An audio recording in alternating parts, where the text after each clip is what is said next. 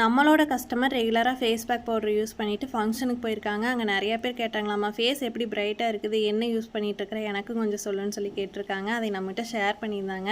ஏன்னா face pack பவுடரில் முக்கியமான ingredient இந்த பீட்ரூட்டு தாங்க. மாமந்தோட்டத்தில் இப்போ தான் கிழங்கு ஓட்டு தோண்டிட்டு போயிருக்கிறாங்க. அதனால் ஒரு 3 சாக் கிழங்கு எனக்கு வேண்டி நிறுத்தியிருந்தாங்க. சரி, அதை எடுத்துகிட்டு வந்துட்டு மோட்ரு போட்டு விட்டுட்டு மோட்ரு தண்ணியில் கழுவிட்டோம்னா அழுக்கு ஃபுல்லாக சுத்தமாக போயிடும்னு சொல்லிட்டு மோட்ரு போட போயிருந்தாங்க. வீட்டுக்கு வரக்குள்ளேயே கரண்ட் போயிடுச்சு.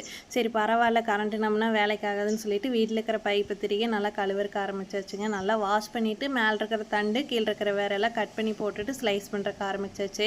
அம்மா ஃபுல்லாக க்ளீன் பண்ணி கொடுத்தாங்க. நான் அப்படியே ஸ்லைஸ் பண்ணுறக்கு ஆரம்பிச்சிட்டேங்க. கிட்டத்தட்ட சாயங்காலம் 3 மணிக்கு ஆரம்பித்த ஒர்க்கு முடியறதுக்கு பார்த்திங்கன்னா நைட்டு 10:30க்கு மேலே ஆயிடுச்சுங்க. அப்படி இருந்து இன்னும் ஒரு சாக் பீட்ரூட் அப்படியே இருந்தது. நம்ம ஃபேஸ் பேக் பவுடரில் முக்கியமான இன்க்ரீடியன்ட் இந்த பீட்ரூட்டு தாங்க. அது நம்ம தோட்டத்துலேருந்து விளைஞ்ச எடுத்து யூஸ் பண்ணுறதுனால நல்ல ஒரு ரிசல்ட் கொடுக்குது. உங்களுக்கு இந்த ஃபேஸ் பேக் பவுடர் வேணும்னா இன்ஸ்டா இல்லைன்னா வாட்ஸ்அப்பில் டிஎம் பண்ணுங்கள்.